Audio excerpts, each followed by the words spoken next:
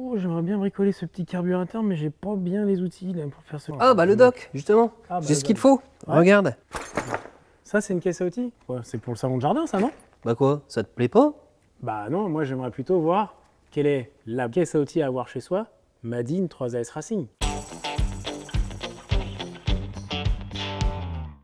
Mais le dock, c'est ce que je pense, ça. De quoi? Ton Tu cadeau? m'aurais fait un cadeau? Non, non, rêve pas, ça c'est mon cadeau à moi. C'est la caisse, donc étudiée et pensée surtout par les professionnels de chez 3AS Racing. Les chefs produits ont pensé à une caisse à outils qui va nous permettre de travailler à la maison, mais surtout aussi de pouvoir la transporter, regarde avec ses petites poignées, jusqu'à la voiture pour l'emmener sur les épreuves ou sur ton entraînement. Donc si je comprends bien, c'est la caisse à outils idéale pour toute personne qui fait de la mécanique moto. Exactement. Et on retrouve tout ce qu'il y a de nécessaire pour bricoler une moto. C'est vraiment une caisse à outils dédiée à l'univers de la moto.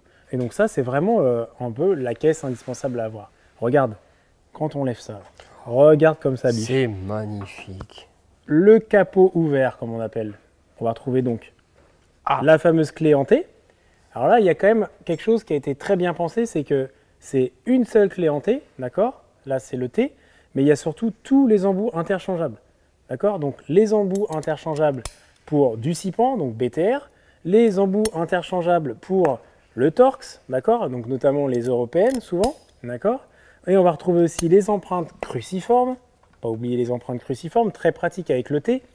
Lorsqu'on va devoir démonter, donc tu sais, les couvercles, par exemple, d'allumage de ta YZ, et bien là, au moins, il y a une bonne prise en main. Donc ça, c'est vraiment, là, c'est hyper bien pensé parce qu'on a un seul T. T'imagines, on n'a plus toute ce valise de T en BTR, ce valise de T en 8 ou en 10. Là, on a vraiment un outil pour tout. Et donc, du coup, on va retrouver toutes les autres empreintes qui sont compatibles avec le carré de ce T. On va retrouver quelque chose aussi de très important dans ce premier étage, c'est ce petit outillage qui est tout simplement la clé à rayon. Incroyable. Et là, on a du coup différentes tailles. Donc on voit, c'est marqué dessus, 5-8. Il y en a différentes sortes. Pourquoi? Parce que forcément, il y a les rayons de roue avant, les rayons de roue arrière, et on a surtout des marques différentes et donc des grosseurs différentes. Donc là, on a tout simplement l'outil et on vient visser l'embout sur l'outil, comme ça. Et là, une clé à rayon. Donc ça, c'est vraiment très complet pour le coup. Et on n'est pas pris. C'est-à-dire que le jour où on va sur une épreuve, eh ben, on a de quoi faire la mécanique sans aucun souci. Ensuite, Simon, là, on reconnaît ici... Bah non, je ne reconnais pas, moi. Eh bien si, parce que ça, on l'a déjà utilisé, c'est lorsqu'on démonte nos pneus Ah oui, et pour qu'on veut les éviter remonter. les jantes. Exactement, ça permet de se mettre, donc ça se loge D'accord. entre la jante et le pneu, et on peut utiliser des pneus et on n'abîme pas notre jante. Donc ça, c'est quand même quelque chose de très très très important quand on veut respecter son matériel. Toi, tu le respectes ou pas, Simon, ton matériel? Je vais dire oui, mais tu vas me dire non. J'ai l'impression que tu ne le respectes pas assez encore. Un petit réglet, ça c'est important. À ton avis, à quoi ça sert un réglet en mécanique? Surtout dans la moto. Pourquoi on a un réglet? Il va servir à plein de choses, tu vas voir. Pour faire le sag, mais il est un peu petit. Eh ben non, le sag, on va utiliser 1 mètre. Par contre, ça va être pour la tension de chaîne, par exemple, puisqu'on sait qu'on doit respecter, tu sais, on a parlé d'une oscillation en dessous du patin de chaîne ou au-dessus du patin de chaîne. Doigts. Il y a l'histoire des doigts, mais souvent, quand on regarde les motos d'origine, il y a un petit sticker avec marqué il faut 2 à 3 cm de débattement. Et bien là, on va pouvoir les mesurer grâce à ce réglet. Mais il y a une autre chose qui est très importante. C'est qu'on va pouvoir utiliser ce réglet pour, tout simplement, les fourches. Lorsqu'on rentre la fourche à l'intérieur de nos T, des fois, on les fait dépasser. Quand on veut une moto maniable, et ben, elle remonte au-dessus. Et bien là, avec ça, on peut mesurer égal à égal. Niveau. Exactement. Le bon fonctionnement de nos fourches, du coup, est respecté. Voilà. Donc ça, c'est le premier étage. Et ben ensuite, après, il suffit juste de déballer le reste, quoi. Premier étage, l'indispensable. Et ben là, on va retrouver toutes les douilles qui vont jusque... Pour l'axe de la roue arrière. Voilà, l'axe 32, donc sur les japonaises. Et donc là, on a vraiment tout l'assortiment. Et donc ça, c'est les grosses douilles, d'accord? Vraiment les grosses douilles qui nous permettent en fin de compte toujours d'être compatibles avec le T.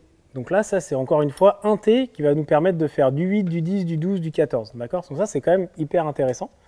Et donc là aussi, on va voir aussi quelque chose, c'est que on a une clé ici. Qu'est-ce que c'est que cette clé? Ah, clé dynamométrique. Voilà, la clé dynamométrique. Donc celle-ci, elle est très pratique lorsque, par exemple, on doit serrer des axes de roue, parce qu'on doit respecter l'écrasement des roulements pour ne pas endommager nos roulements. Il y a aussi donc les vis de thé de fourche. Thé de fourche. Voilà, on sait que ça a un fonctionnement et que c'est un énorme impact sur le fonctionnement de la fourche. Donc voilà, là c'est quand même aussi un outil indispensable à avoir lorsqu'on fait de la mécanique moto. D'accord? Et d'ailleurs, on avait déjà abordé l'usage de la grille Oui, dynamométrique, dans exactement. un de nos tutos pour savoir comment elle fonctionne. Exactement.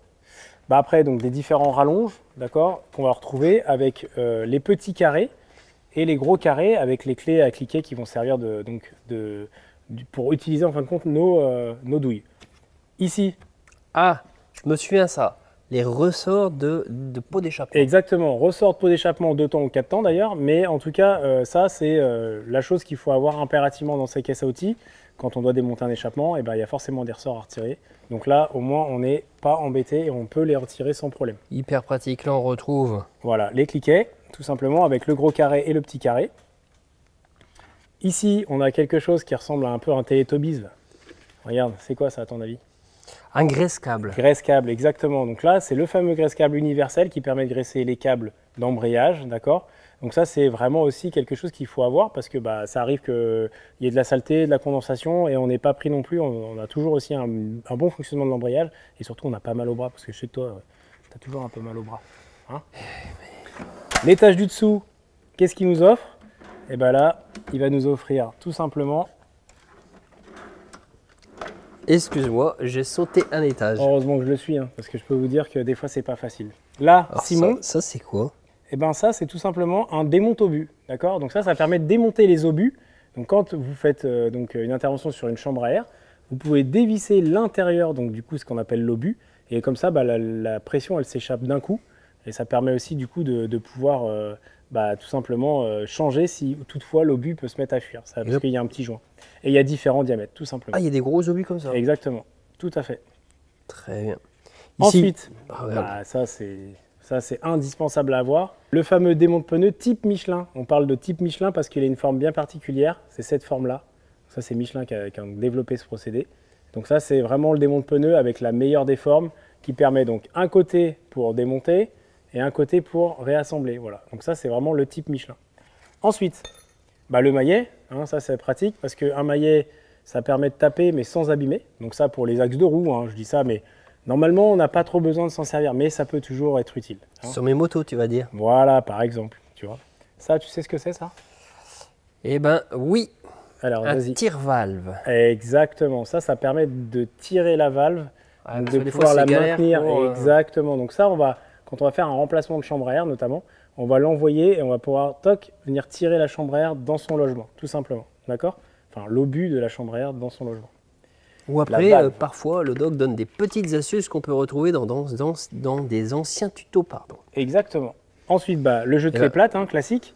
Donc là, le jeu de clé plate, c'est simple. Hein, il y a pour les japonaises et les européennes. Parce que là, regarde, on voit. On commence à 8 et on monte en gamme gentiment. Avec, 13 impair. Voilà, le 10, d'accord? Par contre, tu vois, hop, on a directement le 12. On n'utilise pas le 11. Il y a très peu de 11 sur une moto.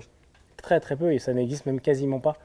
Donc tu vois, regarde, c'est là où on voit vraiment que c'est dédié à l'univers de la moto, puisque on a le 8, le 10, le 12, le 13. Le 13 pourquoi? Toutes les européennes, les KTM, les Gaz, tout ça, il y a du 13, d'accord? C'est leur standard à eux. Et après, on passe tout de suite sur du 14, du 17, toutes ces clés qui sont en fin de compte des clés standardisées dans le milieu de la mécanique moto. Et donc tout simplement, il n'y a pas de clés inutiles qui viennent encombrer. Exactement, qui va venir charger, surcharger en fin de compte les différents espaces de votre camion. Et pour finir, pour finir, voilà, les indispensables à avoir, un cutter. Pourquoi? Parce que toi, je me souviens, tu avais retaillé des pneus avec ton cutter. Ah oui, pour avoir plus de grip. Bon, alors, tu peux faire ça, mais bon, le mieux pour moi, un cutter, ça sert tout simplement à couper, hein, tout simplement, mais il faut en avoir un. Et couper un peu plus précisément. Et là, les tournevis, les empreintes cruciformes et plats, parce que ça, par exemple, le plat, on peut s'en servir pour les vis de purge de fourche, par exemple. Et puis, les différentes pinces. Donc là, on va trouver la pince coupante, très pratique pour les réalisants. D'accord. La pince multiple qui est là, donc ça c'est une pince de force, hein, tout simplement, quand on veut tout simplement tenir quelque chose avec. Après il y a ici la pince à bec fin, d'accord. Donc on voit que la pince à bec fin elle est profilée pour aller dans des petits recoins et tenir des petites vis, ou éventuellement.